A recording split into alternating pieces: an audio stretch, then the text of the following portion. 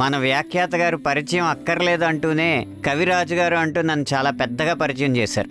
నిజానికి నేను అంత పెద్దవాణ్ణి కాదు, అంత గొప్పవాణ్ణి కాదు. సంగీతం అనే దారానికి పదాలు అనే పూలు గుచ్చి సాహిత్యపు మాలని సరస్వతీదేవి మెడలో అలంకరించిన ఎందరో మహానుభావులు. వారందరూ పుట్టిన కవికులంలో నేను పుట్టాను అని గర్వించే అతి సామాన్యుణ్ణి నేను.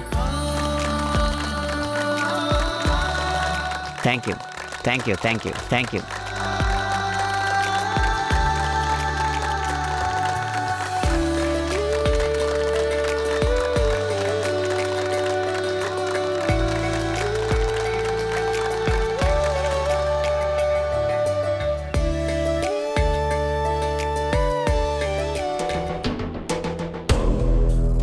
చెప్పన్నా. అక్కడున్నాడు కదా, వాడిని ఇక్కడి నుంచి ఎత్తుకెళ్ళిపోండి. ఎట్టి పరిస్థితుల్లో ఎవరికీ తెలియకూడదు. రే రారా.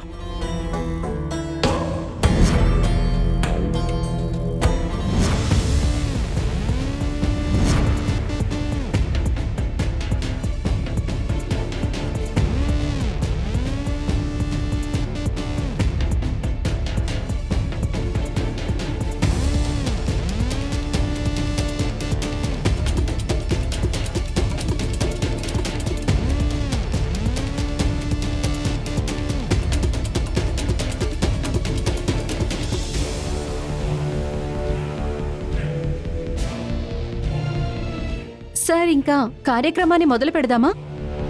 తప్పకుండా.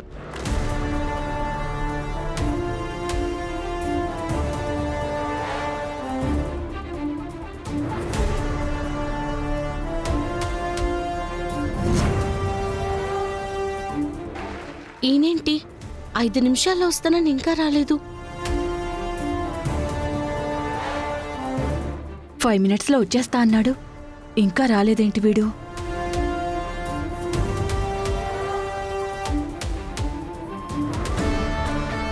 తర్వాత ఆయనే కదా, ఏంటి ఇంకా రాలేదు?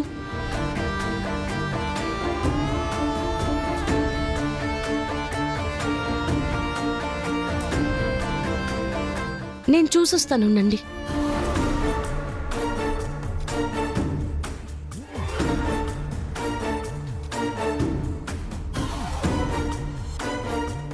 చరణ్, నాన్న చరణ్.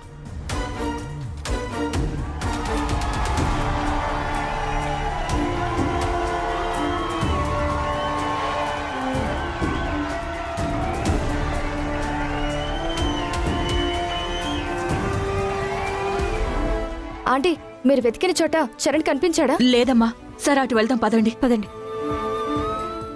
అత్తయ్య, కనిపించాడా చరణ్? ఇంకా కనిపించలేదు. నాకు కూడా కనిపించలేదు.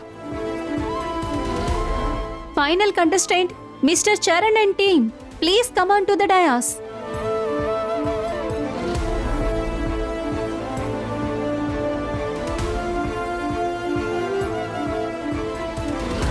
Mr. Charan, please come on to the dais.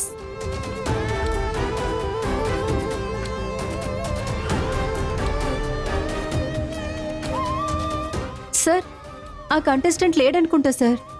లేదే, ఇందాకే వాళ్ళని కలిశాను. సరే, ఓ పని చేద్దాం, తన కోసం ఓ 2 minutes వెయిట్ చేద్దాం.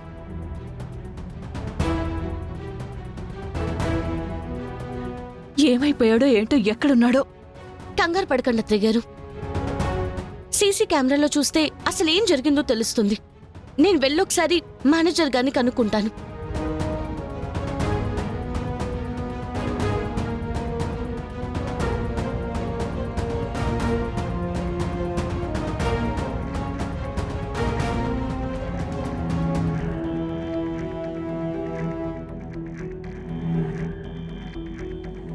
వెళ్ళి చూపించు.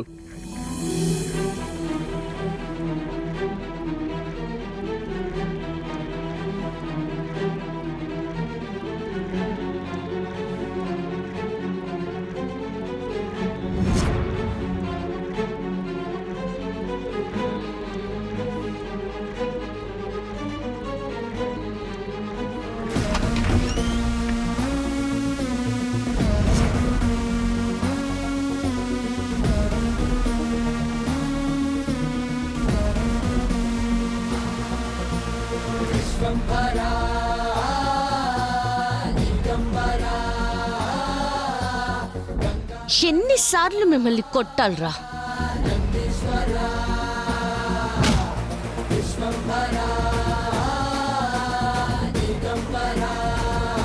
ఏమండి ఏమండి ఏమండి ఏమండి ఏమండి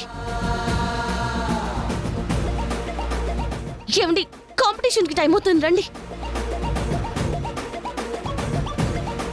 సో ఈ కాంపిటీషన్లో పాల్గొనడానికి వచ్చి సరిగ్గా సమయానికి స్టేజ్ మీదకి రాలేకపోయిన చరణ్ కోసం 2 నిమిషాలు వెయిట్ చేసాం.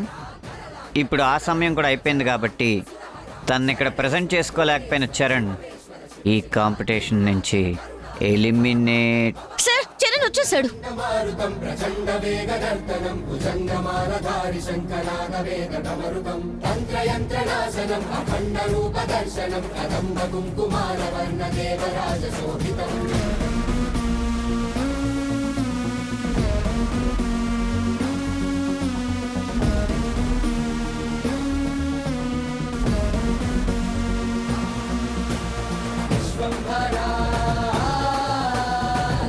రే, వీడిలా వచ్చారా?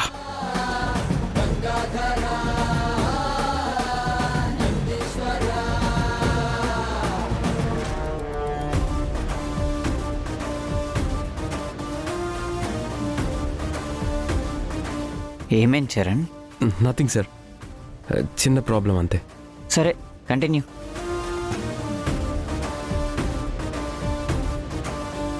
ఫస్ట్ రౌండ్కి పార్టిసిపేట్ చేసిన 10 మందిలో సెకండ్ రౌండ్కి 5 సెలెక్ట్ అయ్యారు.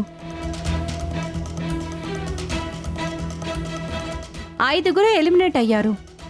సెలెక్ట్ అయిన 5లో మొదట Narayana and team, second Srinivas and team,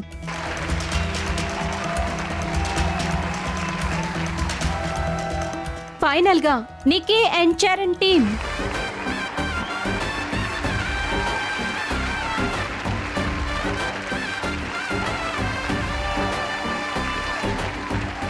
yes,